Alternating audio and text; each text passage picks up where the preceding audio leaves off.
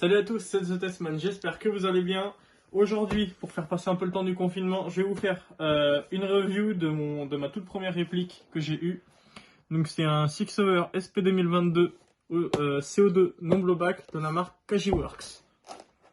Donc on va commencer par la boîte. Donc la boîte se présente par une photo de la réplique avec le drapeau suisse, enfin l'emblème suisse, parce que Sixhover, enfin SIG, est une marque suisse. Donc ici vous pouvez voir que c'est à CO2, donc avec une cartouche de 12 grammes. Qu'il est juste là, vous pouvez voir toutes les caractéristiques.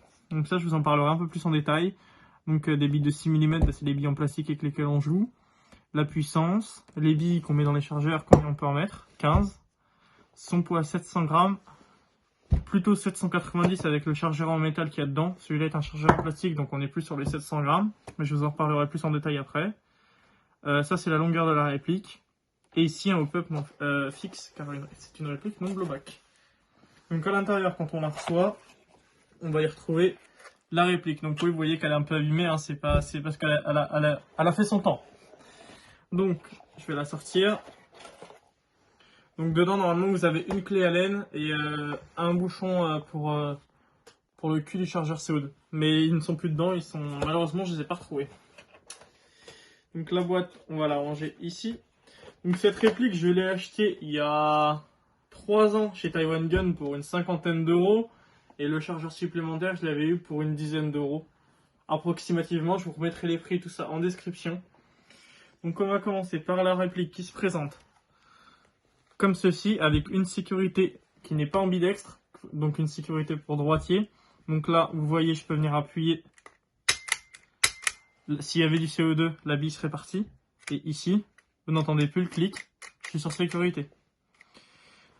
Ensuite, elle est composée ici d'un chargeur en métal de base avec la réplique. Donc ça, je vous en parlerai un peu plus en détail. Ici, vous pouvez voir le chien à l'arrière qui ne bouge pas quand je vais pour faire détendre. Donc un chien qui bouge mais qui ne part pas avec la culasse. Donc une culasse fixe. Donc on va regarder pour vous montrer ce qui est en métal et ce qui n'est pas en métal.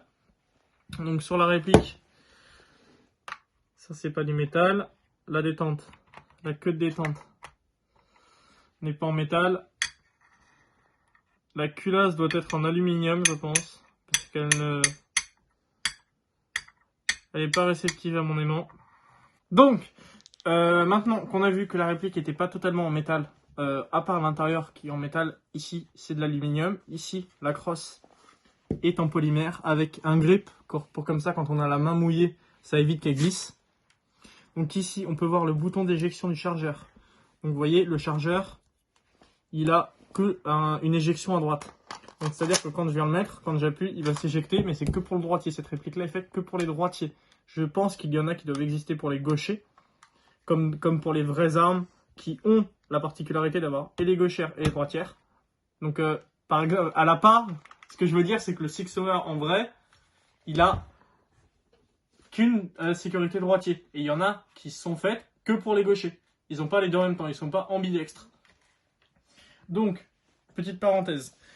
Maintenant, quand on regarde l'extérieur avec la crosse, ici on peut voir qu'il y a un attache dragon, pour éviter qu'on nous pique la réplique ou qu'on la perde. Voilà, juste ici pour y mettre une dragon.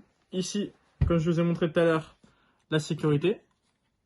Ici, en vrai, c'est pour l'arrêtoir de culasse, mais ici, vu que c'est un non blowback, il ne sert à rien. Donc si je tourne la réplique, ici je peux voir un numéro de série. Et juste en dessous, un 6 mm. Donc ça, par contre, le 6 mm, bah, ça gâche un peu l'esthétique de la réplique, parce que comme ça, elle est bien faite. Mais le truc qui gâche vraiment, ça va être le 6 mm là qui fait un peu jouet quoi. Que pour ceux qui veulent vraiment des répliques qui font vrai, bah, ça gâche un peu l'esthétique. Ici, on a une phrase écrite en anglais, mais j'arrive pas à la lire parce que je suis à l'envers. Donc je vous la laisse voir à la vidéo. Ensuite, on va passer sur tout ce qui va être chargeur. Donc avec la réplique, moi, j'ai eu fourni un chargeur de 15 billes en métal. Enfin, en métal, en aluminium. Parce qu'il n'est pas en métal, bien sûr. Par l'intérieur, vous voyez. À part ici. c'est du métal, mais sinon le reste c'est que de l'aluminium. Donc ici, on arrive bien à lire calibre 6 mm, donc pour les billes. Donc ici, on va y venir y mettre une cartouche de CO2, donc on va le dévisser. Donc je vous le ferai après, je vous montrerai après. Donc on le dévisse et on vient y insérer la cartouche de CO2 de 12 grammes pour mettre le chargeur sous pression. Après, on vient y mettre les 15 billes et le chargeur est prêt à tirer. Donc il existe cette version en aluminium et cette version-ci en ABS. Donc les deux sont compatibles. Moi, je pensais avoir acheté un chargeur en aluminium, mais du coup, je me suis retrouvé avec un chargeur en ABS, donc qui est tout à fait compatible avec la réplique. Je vais vous montrer. Vous voyez, c'est celui-là.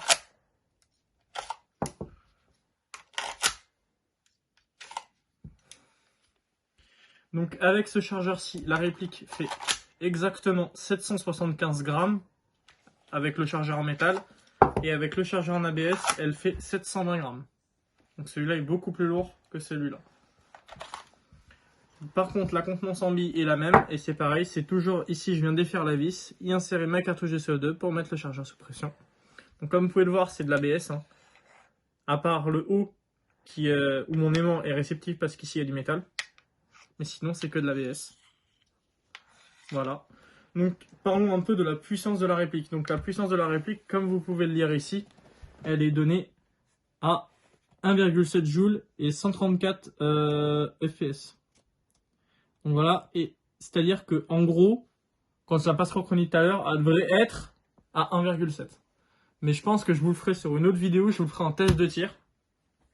Parce que on a eu un peu de mal à faire la vidéo du Glock 17. Je vous expliquerai pourquoi après. Donc continuons sur cette réplique. Donc sur cette réplique, j'avais oublié de vous montrer le système de visée, donc qui est un système de visée standard, une mire, une hausse, ou l'inverse, je l'ai plus en tête, mais en gros c'est ça. Donc ici avec un point blanc, et ici non, sans point blanc, donc on vient viser avec l'œil ici, et normalement ça c'est net, flou, et la cible floue, et normalement vous ferez des beaux tirs. Si je dis pas de bêtises, c'est ça, la règle c'est ça. Donc pour cette réplique, donc je vous le redis, je l'ai acheté chez Taiwan Gun pour à peu près, je dis bien à peu près 50 €, donc je vous remettrai tous les tarifs et tout ça en description. Donc pour moi, je crois que j'ai fini sur cette réplique, vu qu'il n'y a pas grand chose à dire, vu que c'est un gaz non blowback, il n'y a pas grand chose à dire.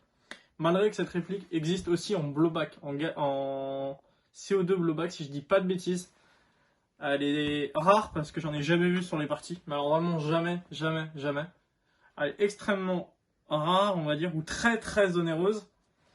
Pour ma part, je l'avais acheté en non blowback parce que je l'avais trouvé que comme ça. Pour l'instant, je m'en sers plus. Franchement, je m'en sers plus. Parce que j'ai mon Glock 17 Gen 4 de chez Cybergun, donc vous pourrez retrouver la vidéo juste en dessous. Pour moi, j'ai terminé. Je vous remercie d'avoir regardé cette vidéo. J'espère que le confinement sera un peu moins long grâce à cette vidéo. Je vous remercie d'avoir regardé. Surtout, n'oubliez pas, on est sur tous les réseaux. Insta, Facebook, Twitter, Snap, The Testman. Bon confinement à tous. À la prochaine.